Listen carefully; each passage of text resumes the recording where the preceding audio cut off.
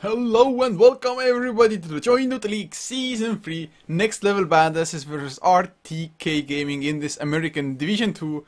We are of course HeflaTV, my name is Coucher and joining me is... Who? Who are you? You don't know? It's HeflaMok of course. I think at least. Are you joining me? Oh wait, there it is, the microphone mute button, I just found it. Awesome, I got it. I was already doing jokes and everything and shirtless stream and stuff and it was all muted. But either way, yeah, I love the name. Next Level Badasses with Chuck Norris as their logo. Like, there's nothing better than this. Or, like, RTK already lost. It's done. We can call GG right now. Actually, RTK Darky is a really familiar name. I'm pretty sure he used to be the teammate of the guys from Revenge or Union Gaming, either of those two. Yeah, I know Darky. I know Soul as well. Like, those two names are actually familiar. Like, what a player. I don't know if that's just a fake name, but like I've seen him as a stand-in actually last season. When it comes to the American guys, I actually have seen McCoy's races, like the TC Mike, once somewhere. I don't know where, but the rest of the guys, I have no idea. Either way, their name just rocks. Their logo is just awesome. Either way, yeah, as you already said, I am HeflaMok and I welcome everybody. I really hope you made your bets and everything. We have no idea who's gonna win. The Next Level Badass guys, they told us they bet on RTK and just go 3-2-2 mode here. that's their secret. Because the ratio is actually better for RTK at the moment. It's 55 to 45%. But let's see. No, I'm just joking. Obviously, they want to win. They want to early, like, gain some nice points here in the Division 2. And yeah, new teams. RTK, by the way, you told me, like, RTK wasn't last season there, but you just meant not in Division 2 because there was no Division 2. But they were in Division 1, if I remember correctly, in Season 2, right? RTK Gaming, I don't know why it rings a bell for me. I don't think they were, but... I mean, Okay. I myself hadn't heard the name before at least. But of course, in the last season, I didn't get to cast too much of the American thing anyway, because we actually had American casters to do that. Yeah, true, because our American casters weren't slacking. Now, yeah, welcome everybody to the HeflaTV night shift, where the European guys are cast in the American time zone. And the fun part is, like, we only get like a handful of hours sleep before we actually start. Well, actually, we can already tell the people when we are coming online next. It's gonna be 15 CET, right? That is in 13 hours. So plus minus this game and all the stuff that it takes afterwards.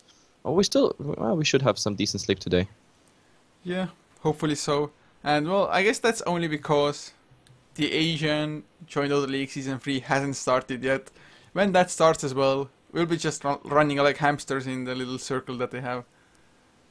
Yep, absolutely. But either way, it's enough trash talk here. Let's go for the draft. We have the Doom, the Void out on one side. On the other side, there's the Lycan and the Cancer Panda being banned by RTK. I absolutely agree with those fours. Like, pretty standard, except for the Void. Sometimes he makes it into the second ban stage, but that's good as it is. On the Tidehunter here, first pick for Next Level Badasses, we have our candidate for the offlane.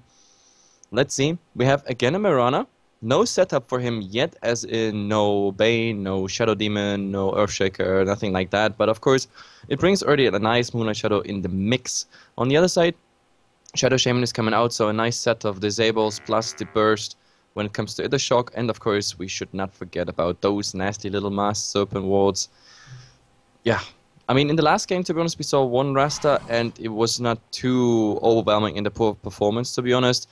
But like, if Shadow Shaman is properly utilized, then yeah, it's really a pain in the ass. I have to say that you can use him really for teamfights, for towers, for Roshan, and you can pretty much use it on cooldown. The cooldown as such is pretty low. It's just 110 seconds, so less than 2 minutes cooldown.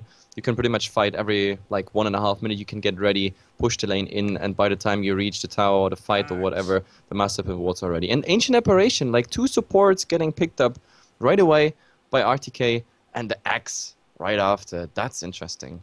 Yeah, I mean, haven't seen an Axe for ages. I don't really know how the Ancient Apparition or how well he will come into play here, but of course Axe, when he blinks in Berserker's Call, can set up that Ice Blast and just bring people low. And I mean, to be honest, Axes and Ancient Apparition's ultimate, they kind of overlap a little bit because both of them just work with Yeah, HP, not percentages for both, but still works But then a little again, the bit similar. culling plate is a higher threshold, so you can actually kill things faster with a higher threshold than Yeah, so axe. the frostbite ancient is kind of apparition. like redundant there, but I guess Yeah. frostblast is a higher area anyway, and definitely a good thing to have, especially if you're actually trying to scout for the Tinker. And well, after the Tinker, RTK, even if they weren't planning on going for the Storm Spirit anyway, now against the Tinker, it's just such a great pick. Yep, absolutely. I absolutely agree. Like, I mean, the Tinker. Okay, I like the pick, of course. Like, I'm a huge Tinker fan. I'm a huge Tinker player myself. For those people who follow me on HeflaTV, they know that. Like, I play the combat Tinker build all the way. But either way, like, we have to see how the Tinker actually gets through this game, because even once he gets, like, when he gets his Blink Dagger up, like, he has to choose his blinks really carefully, because Storm Spirit can catch him. And even with the axe, like, if he really guesses correctly, then he finds him, makes a call before he TPs out, and then once they have vision, like the Cold Feet or the Rasta can come in and disable him before he actually manages to TP out. So this is going to be a hard time for the Tinker if RTK plays it right.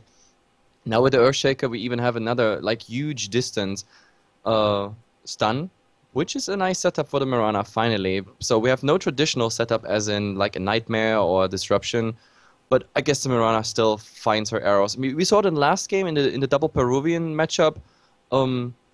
It was okay. It was a fishing Mirana. Like, she didn't have a setup as like a traditional setup, but she still managed to find some nice arrows, true unstyle. It didn't lead to a win, but it was okay. So it works out even without a setup. Yeah, your Shaker helps out a little bit, although if the Tinker is going to be mid lane, I really like that they do have the Earthshaker, because Tinker probably will need quite a lot of babysitting. Earthshaker not leeching XP or anything, but just staying close enough so that he can place the defensive Fisher if need be. Yep, absolutely. And yeah, well, we are through with the bans, so just keeping you guys updated there. We have the Death Prophet, so no pushing. A huge core, actually 2 huge cores are getting banned out. The Nyx, who is a bit more popular after the TI, the Morphling, who was always remains popular as such as a hardcore carry. And then we have Razor, Shadow Demon. The Shadow Demon, of course, a response to the Mirana pickup, and the Viper as a tanky core, like, last ban. So that's, yeah, okay. I agree actually with the bans. I mean, the Nyx, for example, the Lifestealer was an absolute direct response to the Storm pickup. Like, if you pick Storm as a 4th pick, in, like, when you want to pick it against the Tinker, like, it's a bit gambling, because you can wait, actually, with the Storm pick till the 5th one, but then you risk that the next level of badasses, they ban him as the 5th one. But now that they picked it the 4th one, it's a nice response against the Tinker. But then again, you can't pick up Nyx because they are afraid of the Infest bomb. So I definitely like what DVG here is doing as a drafter for next level badasses. They're really trying to counter, and the bans are really smart. I definitely like it. Wow, RTK, they went for a Gyrocopter as the last one. I was thinking, like, Yep. what will complement their lineup and just give them some extra aggression, maybe, hopefully some proper push which they can execute without actually standing in the March of the Machines, or maybe an additional hero to just get a jump on Tinker, but nope. Gyro will be the hero, so I guess Gyro with Ancient Apparition and Shadow Shaman in an aggressive tri-lane, act safe lane up against Tidehunter and Storm mid. To be honest, okay, I'm not quite sure about the laning quite yet, and you have to see the 5th one here of next level badasses. But I definitely like, alone for the fact of home-seeking missile. Like, 1 point into it, like, it's always good to chase down a Mirana. Like, plus it actually goes now through invisibility, which is pretty nice, because sometimes Miranas just escape with, like, I don't know, 10 HP, and then the home-seeking missile will finish the job. And yeah, with the buff to home-seeking missile, that, like, on higher points you need more hits to actually destroy it. It's quite okay. Unfortunately, I don't see many gyros who pick up the home-seeking missile, at least 1 point in it, even though I think it's the right point. I've seen so many times people escape where a missile could actually do the job, but they, of course, prefer a rocket barrage and an early flak cannon as well. The flak cannon is more lane harass in the start, and the rocket barrage is the direct nuke then if you get a stun setup. Then again, with the stun setup, the Storm is going to be mid anyway, so he's maybe just rotating once he's level 6, and the Shadow Shaman has to do the lockdown then. But then again, we have Shackles plus Cold Feet. Then again and again, I know I say again a lot today, but the Ancient Apparition build, the newest meta at least on Ancient Apparition, does not really support the Cold Feet. 1 point in it, we see A lot of Ice Vortex builds coming out, as well as the early Chilling Touch, and then maxed as much as possible. So, I don't know. When it comes to Lockdown, I don't like what RTK has. That's why I'm also saying maybe the homing missile would be a nice option. But let's see. They take all their time now to decide what's the 5th one. Yeah, they have, well, they have a little bit of leeway as far as the draft goes. They can still run the Mirana in a support role. If they really wanted to, even Tidehunter could, of course, fill that. Although, well, 2 seconds left, they have to make the decision quick. And they go for a Lich, and I'm not too sure how happy I am about that pickup here. No, I mean, this puts the Mirana under a lot of pressure, simply for the fact that she has to transition into damage ASAP. And the problem about the Tinker is a hero that can snowball really, really hard. Like, if he gets the farm, fast BOTs, then map presence, easy ganks, and that all spirals up in just a huge nuke, magical nuke build. The problem is you also have the huge downside of a Tinker. It can go horribly wrong. The good thing about a Tinker is he can catch up. Like, once he has the March of Machines and he gets some space on the map, etc., etc., well, he can really catch up. But the problem is you need to create space for him, and I don't know if that is enough in their pick. The Lich, I really don't get it. But it doesn't really matter. We're going to see the laning pretty much soon, and we're going to introduce a team starting on the Dire side, and I hope you can follow me with the camera. I'm starting with the guys who just leave the fountain. We have McCoy's Racist Grandpa, TC Mike here on the Lich. DVG, the drafter for the team, is playing the Mirana directly. We go into the safe lane. There's already... Oh god.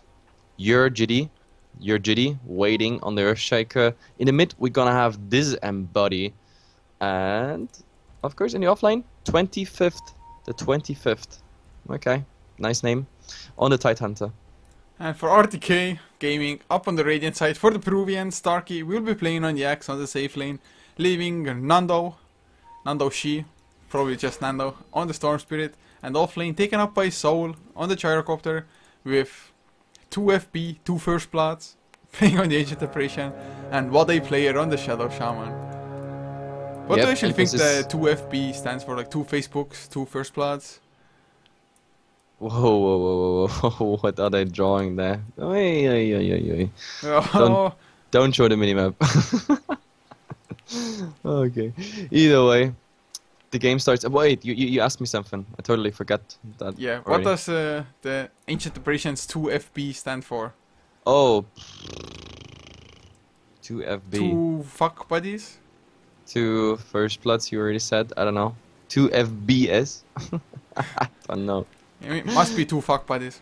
Best choice. Well, yeah, might be, or maybe it's something in Spanish we just don't know. But either way, the creep waves meet, and let's see what's actually happening here. The Mirana are pretty reluctant to go into the lane so far, but he doesn't know that there's actually only 2 people just waiting there for him. And let's see, the Earthshaker already doing stacking. This is, yeah, they want to secure a flash farm on the Tinker, which I definitely like. I mean, the Tinker definitely needs it, and that means we're gonna see a laser March of the Machines build coming out here by the Tinker. And yeah, I guess I like it, because as I said, Combat Tinker is powerful as hell, but it can go horribly wrong. That's the downside. Like, Combat Tinker, it works out if you win your lane, if you rotate and get some kills here and there, then it's faster than the March of the Machines. But yeah, they want to go for a safe play. So March of the Machines. Look at Tidehunter, haste runner, mother player, Shadow Shaman coming in. He's gonna get the shackles probably with Darky. He's in position as well. They should get the kill, the tangos from Tidehunter.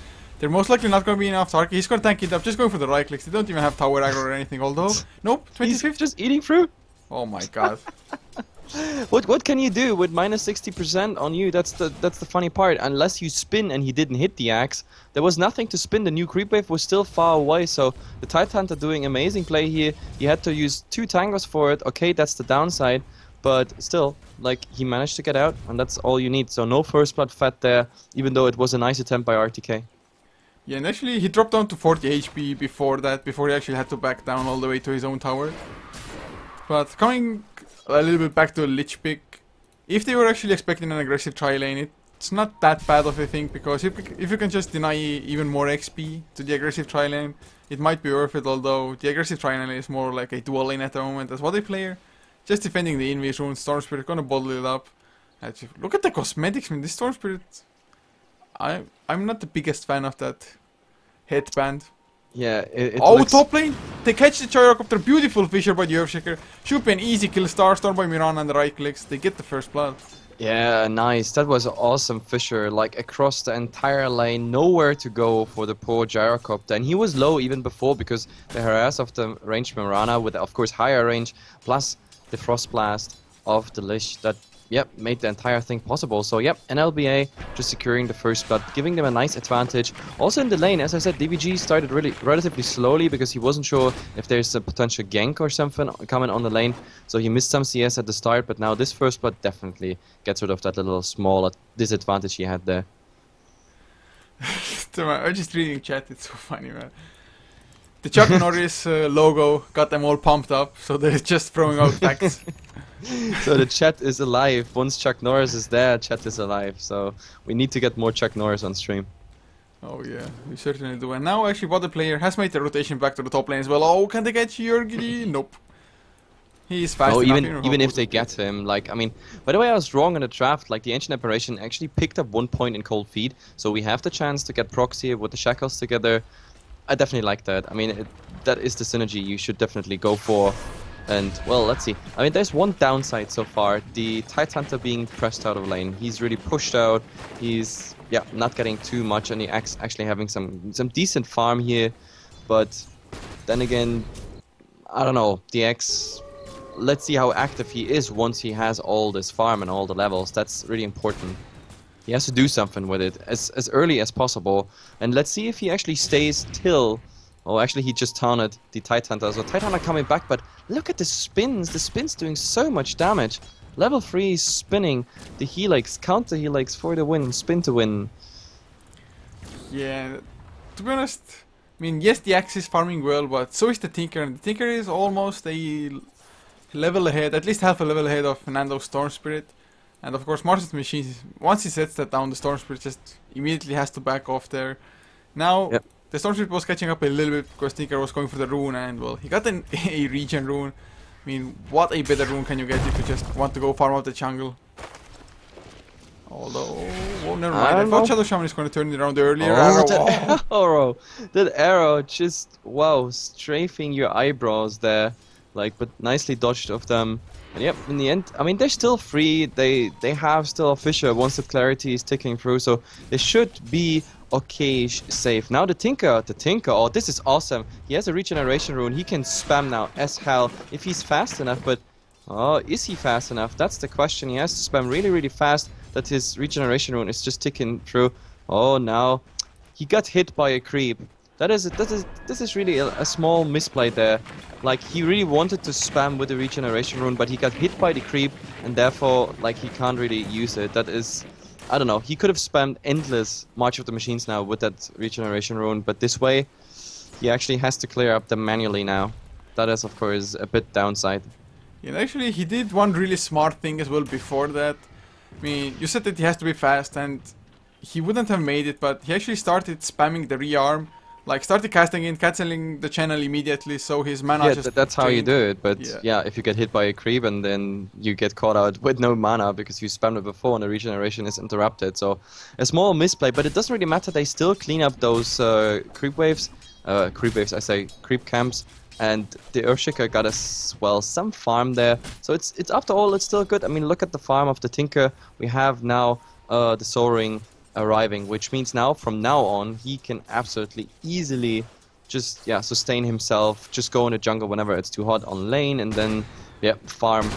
We just have to see if one of the supports is actually stacking. At the moment they're waiting in the mid, like Jurgidi, he's just waiting in the mid with, I guess, a Fisher ready against the Storm Spirit. Maybe they want to try something, but I think he should just go up and stack, but he's gonna miss that camp because it's already 46 seconds when he started to move, so he's not gonna make it to those stacks. Just look at the farm difference of this bottom lane though. 46 and 6 on the Tidehunter, the Axe rather, but the Tidehunter sitting on 9 and 1. Actually activates the Berserker Skull, doesn't want to tank up too much damage of the tower. But man, this difference is just huge. Yeah, it is. Like, the Axe started to completely creep skip entire waves, and look at it. His Blink Dagger is done after this camp. Like, he's done with his Blink Dagger. That's a 7 minutes Blink Dagger, or 7.5 minutes Blink Dagger. Definitely nice, but my question really remains, like, does he go with that newly acquired Blink Dagger somewhere in the lane? Does he make something happen, or does he stay there, wants to go even more greedy? But you must not forget a X is a X. Like, you have to be, I don't know, very early active, so you get even more farm. The ganks interrupt the farm of the enemy, and maybe even make a rush into the... Oh god, Storm, top! Can they actually set up to kill? No, Mirana just leaps out and bottom lane X. He sees two heroes with the creep wave there. Is he gonna blink in? Earthshaker might be an easy target. Dark, yes, he goes in. Berserker Skull, level 3 as well. Where are the spins? 2 spins coming out. He needs one more. There's the dunk to get the kill. This somebody is there as well. Now he actually gets in the hex stuff. But there's the Tide under Ravage with the March of the Machines. 2 heroes just decimated. Yeah, that was beautifully done. I mean, first of all, that kill on the Earthshaker was of course beautiful, and then he thought like, oh yeah, with my speed boosted and everything, it's all gonna be good, and I just run out of here. But really nice rotation. Instant hacks there by the Rasta, and the Ravage sealed then the entire deal because they were also all standing in the March of the Machines doing so much damage. This was a level 4 March of the Machines taken on an Axe, taken on a Rasta, who are stunned by a Ravage. Plus, of course, the laser came out before, and yeah, that is just too much damage for those heroes at this point of the game at least. He got himself another region rune at the moment as well. Yeah, I saw that. He's a lucky little bitch because that region rune, look at it, he's just bringing his mana down now and he can spam like a madman if he wants to. Oh, but top lane Berserker Skull catches the Lich. They even used a cooldown for it just to ensure the kill. Moonlight Shadow came out as well, but the dunk, the Culling Blade, too fast. Yep. So I guess that answers your question, yeah, Dark. I was just about to say, this answers my question if that Axe is gonna remain farming or if he's gonna be roaming. So yeah, I definitely like it. This safe lane Axe, it made a lot of things possible, and now let's see. I mean, you can't be that cocky though, because Blink Dagger is a cool thing, but the problem is, with 900 something HP, you're still not the tankiest hero alive, and therefore you still have to care. But oh my god, 25 versus AA here. That was the Gush slow. Does he wait for more? The South being used, one hit, that's absolutely enough. The Anchor Smash level 4, just too much for a poor AA. I mean, this guy just has 600 HP pool, or even less, and yeah, 225 damage from the Anchor Smash. That ability is just so broken. Yeah, especially if you get the Gush before as well, because Anchor Smash does physical damage, so it's boosted by Gush even more. Oh, on top, the race gets to deny. Oh my god. It's not worth it, you're gonna die for sure. Yes, that was, I don't know if it's, the funny part is if you do the math and you take the XP out of consideration, like a tower denied is pretty much worth to suicide. But there's two problems. First of all, the XP, unfortunately you have to take that in consideration. And the second thing is the Mirana is supposed to be the hero that is transitioning into damage, and if she doesn't get the farm, oh, mid lane Storm's pretty to catch this, and but they get the Berserker Skull at the same time. Will we see a dunk? Yes, we will. They have to get away fast though. Yeah, they escape. Oh god, we need that jam. We need that jam soundbox culture. Please install. Like for every dunk, we need the jam. The jam. That would be pretty sick. Maybe for the future. In the future, we're gonna get a dunk sound emote. Production value. But we see a smoke. Tidehunter does have the Ravage back up, although there's nobody in the mid lane anymore. So yeah, 25th just Anchor Smashing in the mid lane. Yep. By the way, if you remember, like when for HeflaTV, for all the subscribers, if some subscribers are watching, when we made the emotes, we actually had, when we were drafting the emotes, we had like 20 options. Like a guy of HeflaTV here made really a lot of ideas, and that was one of them was a dunk. That was like a African American player, like with a basketball in his hand and then, you know, dunking. And to be honest, I mean, I decided against it, because I thought the turtle and the money was a bit more funny. But now, whenever we see Axe, like I regret not taking this emote into the subscription modes for HeflaTV. But how often do you really see that Axe? Yeah, that's oh, they want to go top lane. Can they catch the Mirana now? DVG already backing off. But with this, they're actually still putting a lot of pressure on the map at the moment. Just pressuring the tier 2 towers already almost. But Tinker, he has his boots of travel, so pushing just got infinitely harder.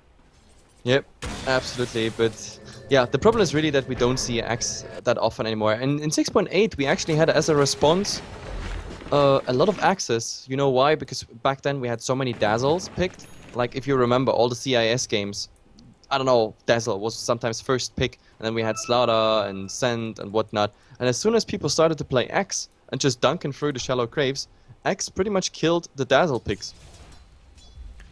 Yeah, I mean, Dazzle was such a great hero, and that's exactly what happened. Just suddenly guys were like, whoa, Axe counter, wow. Just But either way, epic. we have made a huge step now here for NLBA. Besides now the Master Promotes in the mid chipping away that tower, and there's a lot of backup in the background. So I think this tower is actually going down unless there will be a deny. But Moonlight Shadow, look at this, look at this. They really want them, but Well, they're the going Shadow back. Shaman is dead for sure. Frostblast to slow Yeah. him down. Laser, heat-seeking missiles. But I think it's a worthwhile trade. And the Yeah, Tire it Courier is. died as well. Whoa, who killed the Dark Courier? I think he flew over the Mass Serpent wards. Oh, that is a misplay, of course. That is really a misplay. That's free gold for the enemy, something you should not do. And a Rasta for a tier 1 tower, I would make that trade any day. So yeah, like when it comes to trades, RTK is still having like a bit the better hand when it comes to like trading or the value of certain trades. And look at the axe. He is hiding in the trees, and this Gyrocopter is the bait. There's the Fisher. Oh, this should be such an easy kill, or will it? He pops the cooldown, there's the Berserker Skull hitting 3 heroes. Tank number 1, where are the spins? There's the Ravage coming out, and Darky will lose his life. Or 25th, nope. He got hit by the Ice Blast, but just one more spin would have been enough to probably get him in shatter range. Yeah, it would have made a 2-2 trade if the Titan... Oh, mid-lane Sorcerer jumps McCoy's racist grandpa. That name, man. This name is just hilarious, but either way, like RTK, they had definitely the worst trade in the top lane, but at least the Stone Spirit in the mid getting another kill here on the Lich makes it an equal trade. So still RTK 1 kill behind in the 14th minute, but when it comes to crafts, and we have to look the first time in it, RTK had quite a decent lead, 2k in experience, now dropping down to 1k. The last fight is not quite updated yet, but when it comes to gold, RTK definitely has the better cards, because 3 tier 1 tower down versus 0 towers down for NLBA. But then again, NLBA, they're gonna take those towers really fast once they have some sort of advantage. And right now, I mean, they're holding themselves quite decently in the game. I mean, if you consider they got the first blood, they got the courier, they got the 3 towers. So that is pretty much how you explain the advantage at the moment on RTK. But this game is far from over, far from having like a significant advantage. This can go either way, anytime. Yeah, RTK, they have just better last hitting overall as well, but there are 2 important things to note out. One, that what a player, a Shadow Shaman is the one going for a mech for their team. But I guess you do need a mech overall if you just want to fight, especially in the Martian machines and the heat-seeking missiles. But there's also a Blade Mail on the axe. So Tinker's Martian machines, it's going to be a lot of damage return thanks to the Blade Mail. Yep, I mean one Blade Mail... Oh, McCoy's racist. Look at it. Oh, he just runs past the tree. Darky gets the Berserker Skull. Should be an easy kill. Nando helps out a little bit. There's the tank and Nando. He's the one on the run now. Oh, he's taking so much damage from just a Kash. Yep, I mean the Storm doesn't have much HP to give there, that's the problem. Like 850, the boots, even the PTs, even on int. So like if there's the right combo, they can easily kill him. But yep, the Lich, I don't know, so far this pick of the Lich didn't work out. We haven't seen a Chain Frost yet. The advantage they got from the sacrifice in the laning was, I don't know, I didn't feel it was really significant for that laning. I think another support would have made a difference there, but oh, we have an arrow flying in the mid, but a creep is soaking it. At least 1 CS for DVG here. Yeah, the Shiitake might maybe even get a counter here. He's running past an Observer Ward now, so yeah. He is spotted out, but bottom lane, what a player, the Fisher was unfortunately on the wrong side.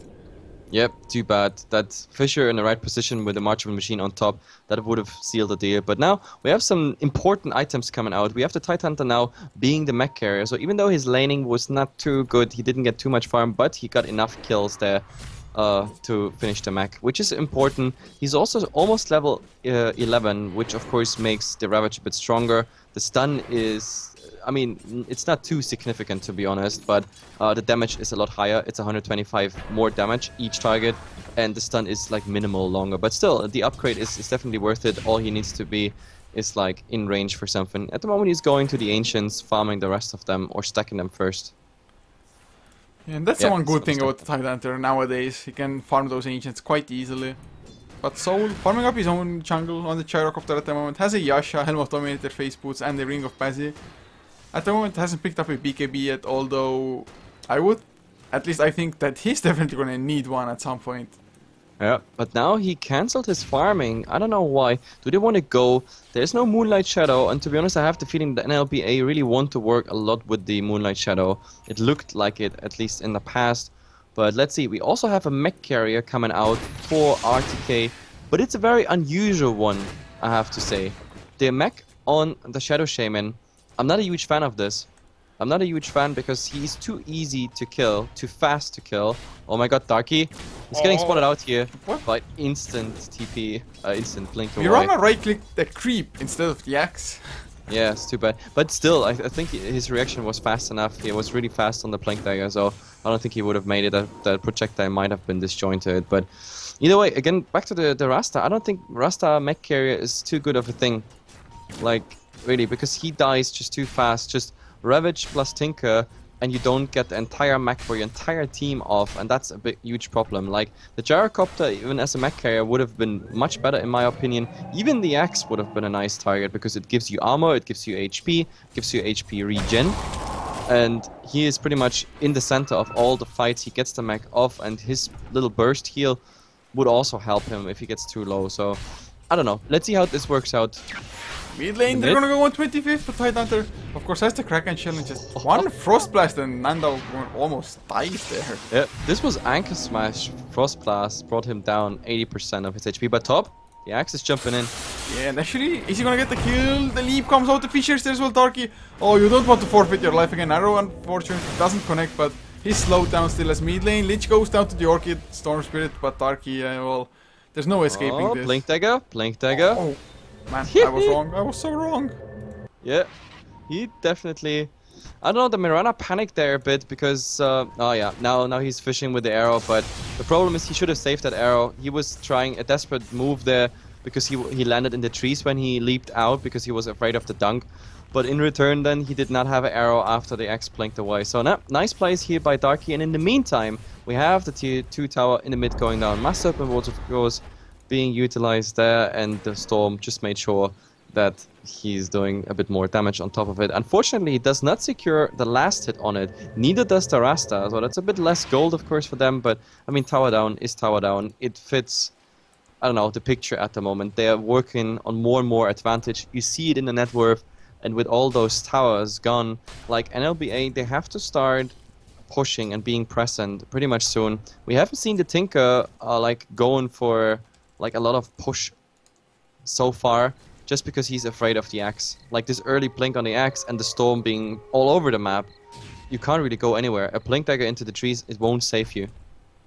Yeah, it's really good that RTK got a decent enough start on the Storm Spirit and a really good start on the Axe. Now they're gonna come high ground into the Storm Spirit. Nando, is he gonna go for the kills? No, he ball lightnings away.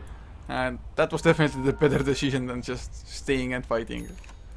Yep, absolutely, and... Wow, what a player. He actually picks up an early gem on the Shadow Shaman.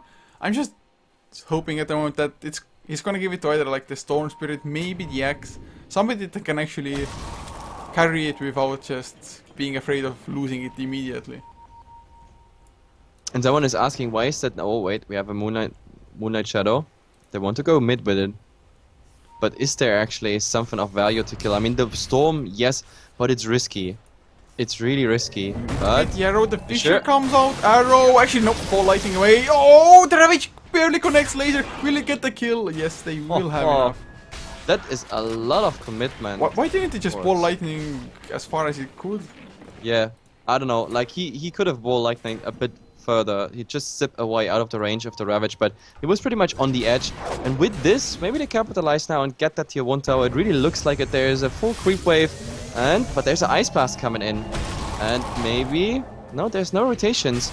Although Darky comes in, Berserker Skull, catches McCoy's, raises Grandpa, activates his Blade Mail, nice mech coming out, but it's not enough. Darky though, drops low, probably gonna take a fall with a few more right clicks, and indeed. I mean, that seems to be the case for, I don't know how many kills now. Find the Rasta. Oh, he's going man mode. Might even get a kill on Disembodied. The Echo Slam spent for it. He pops the mech, but no, it's not enough. This is the gem.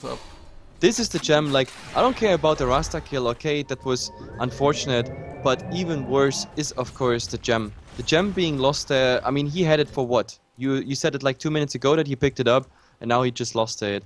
And in the meantime, the only thing RTK actually achieved is pushing a bit into the tier 2 tower. So tier 1 tower got huge damage. Like, they traded an Axe for AA, which is a trade you can do any day. And the Rasta with the gem, just a bit diving too deep there. I don't know what he was doing there in that position anyway. I mean, they've had a really substantial gold lead for a long time. It's more than 10,000 at the moment. XP dropping down a little bit, but still almost 6,000. But it really doesn't feel like that, does it? Because RTK, they aren't really making anything huge happen on the map at all.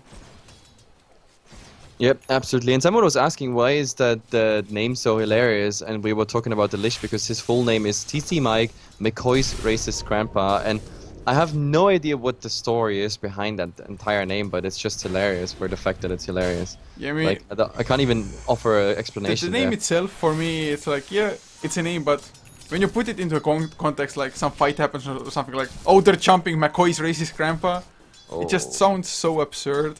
Yeah, it does, but by the way, jumping, they might actually jump them here bottom. And again, they work with the Moonlight Shadow. I really like that. I like that they picked up a gem very early because NLBA, whenever Moonlight Shadow is up, they want to do something with it. But RTK, they're hiding behind their towers. They're well aware that something is going on. But Darky is going out. That might actually be a mistake. Blink, blink, blink. Oh, actually Berserker Skull. He wants to go for the kill on Mirana. Ice Blast will help out a little bit the tank. Oh, nope. Stunned once again. He's gonna lose his life, but nope, cooldown. Actually gets the one hit.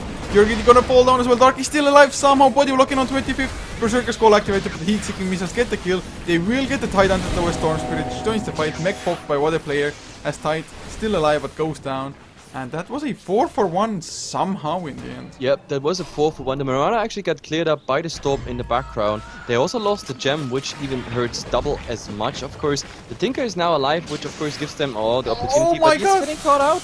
There's the Electric Vortex. Do they have enough damage while the player helps out with his Ether Shock? And maybe even tier 2 now for them. Yep, that might actually be tier 2 because the March of the Machine is fading. There is a new creep wave on the way. Or actually, no, it's really far away, that creep wave. So this tier 2 will take ages. Nope, there will be rotations. They're not planning on dropping this one. There's an arrow. Not hitting. But either way, like, this trade was really bad. And I also don't know why the Tidehunter, did you see, like, he used his mech when he was on 50 HP or so. But before that, two of his players on the team already died around him. So I don't know why he hesitated so much with that mech. I think early mech use would at least delay the fight a bit, maybe give the opportunity of getting something down, but I don't know. This was a 1-for-5. Tier 2 tower defended, but 5 heroes for 1 plus a gem, definitely a horrible trade. Yeah, they didn't have the Ravage up for another like 2 seconds or something when the fight actually broke out. So a little bit unfortunate, and of course Axe getting the jump on Mirana when he did. He was so close to just getting frost blasted and not being able to blink at all. If that had happened, the fight probably would have just ended completely differently. But with that fight, Ancient Apparition, he got level 11, he finished his Aghanim Scepter.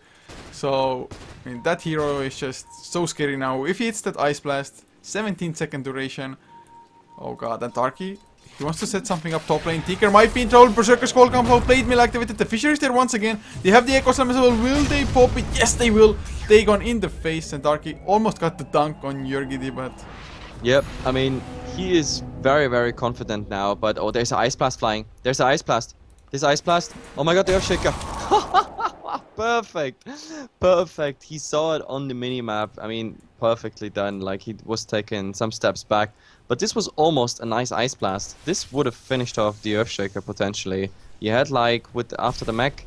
This is a level 2 Ice Blast, the impact damage 350. I think that might have been enough for a shatter on the Earthshaker. Yeah, it probably would have been like 17-second duration just. Oh, but look at it. Storm Spirit, Invisibility Rune, now here bottom. And we have Mirana perfect bait, even if he loses his life, they will probably get Mirana. Oh, they go in a little bit too soon, or they Tinker's there as well. He got the Ice Blast off before, and now Nando just zipping around. Hex comes out, Shackles to follow, and this somebody, he goes down. Yeah, it's a 2-for-2, or it's a 2-for-1, like specifically on this lane. That was not really worth it. The Storm being so low HP, but the problem is just too much HP. Now that he has a casual Orca Club, the funny part is he didn't even change when he saw the Tinker. He didn't even change his PT's faster strength because the burst damage was almost enough. That was rockets plus laser plus a level 2 Dagon. So that burst damage. Oh, top. We have a dunk. Oh, what a dunk. Oh, and the Chain Frost doesn't bounce too much. Another dunk. Double kill for him. Can he get 20 fish? Will he even try? Actually, he doesn't have enough mana for the dunk, but Dark Soul, he's trying to lifesteal up. Rocket Barrage, of course, helping out as well, but he has to keep away from the Anchor Smash. Oh, is he man enough? Rocket Barrage, Darky, yeah. Yep. Doesn't really need to play it Nice mainland. kiting there. It's really nice kiting, and that means we have a tier 3 already falling here in the bottom lane, and there's not much they can do. There is an arrow. The arrow really nice here on the Storm Spirit, but what can they do now with the Tinker? But oh my god, perfectly done. The Storm just staying a bit too long, and in the end, the Rasta is getting out, but the damage on the tier 3 is done, and they were focusing on the melee Rex because they were like sure to get the melee Rex. Problem is now, these racks are regenerating. That means NLBA, okay, they lost the tower, but still no damage done as such, because the creeps are just as strong as they used to be before. But still, like the Storm, I think he was underestimating Tinker's burst damage there, like getting a full-time arrow with almost the maximum damage possible, and then of course laser, rocket plus Dagon. That was just Dagon and rocket actually, that wasn't even laser required, so you should never underestimate the burst damage of a Tinker, especially when you're half HP as a Storm. With still the PTs on intelligence. The arrow just set it up. He definitely wasn't planning on getting arrow there, otherwise just could have popped BKB and maybe even go for the fight. If the arrow stun would have ended like half a second earlier, he could have actually pulled lightning out of there. But still, at least they get the tier 3 tower and some farming space for the other heroes as Dark. He finishes up his Aghanim Scepter. He is level 17 on the axe as well, so level 3 ultimate. Sorry, look at the chat. Like, I just had to laugh. Like, so shout out to Distant Landing. He says like some stupid grill messed up my haircut, and like someone else. Oh wait, we have top some action before that. But someone else was replying like, "Oh, you shouldn't put your hair on the grill." What the hell, guys? What are you doing in this chat? To be honest, the chat today has been just super entertaining overall. Yeah, for us entertaining, that's the funny part. We should be the entertainers, but the chat is actually doing a good job for us at the moment. Oh yeah, and oh, there's a 4-man smoke. Tinker of course can't join at a later date. But will the smoke leech him in? He's leading the charge, and now he breaks it just through the trees. And nice play there by the Storm. Oh, they're gonna go in. They bring in McCoy's Racing Grandpa. BKB active the Storm Spirit. He gets 1 kill. He's gonna go for more Ice Blast. It actually doesn't connect on the Earthshaker, but his silenced up might go down. Oh, the Soul Burn. It wasn't enough. 80 HP. Are you kidding me? And now Disembody. He wants to go for some more. No, he's too low. Echo Slam comes out, but it was like a frustration slam. That was frustration slam indeed, but NLBA, I don't know, this, to be honest, like when I saw the Axe joining the game and getting so many dunks and everything, I thought he's gonna be the playmaker. But besides the little mistakes on Storm when it comes to, I don't know, I have the feeling like when it comes to PT swapping, for example, or when it comes to like overstating his welcome a bit, but he's really the one who makes those plays. Right now, for example, hiding behind those trees, like revealing that smoke, and then just popping the BKB, going in, disabling one target, chasing the second one, so that by the time they really can engage fully in that fight, they were only 3 versus 5. Like, the rest of the people barely did anything, and it's yeah, I don't know, it's really beautifully played by the Storm Spirit. Like, in fights, he's really superior. The only downside of this guy is that I think sometimes he's really just a bit too ballsy. But I guess sometimes you have to be ballsy to, yeah, I don't know, risk something, and then in the end, get the reward for it. Yeah, I have to agree, he's been playing really well throughout, well, at least most of the game. Like we said, some mistakes here and there, but he's definitely made up for it with some big plays in return. And Axe has been playing really well as well, creating space, but Nando, he's gonna go in, silence up onto Mirana, electric vortex as well. The Fisher actually stops Nando for a little while, and he just goes away as he turns around and just bails out. But the Gyrocopter, we haven't seen like massive flashy plays.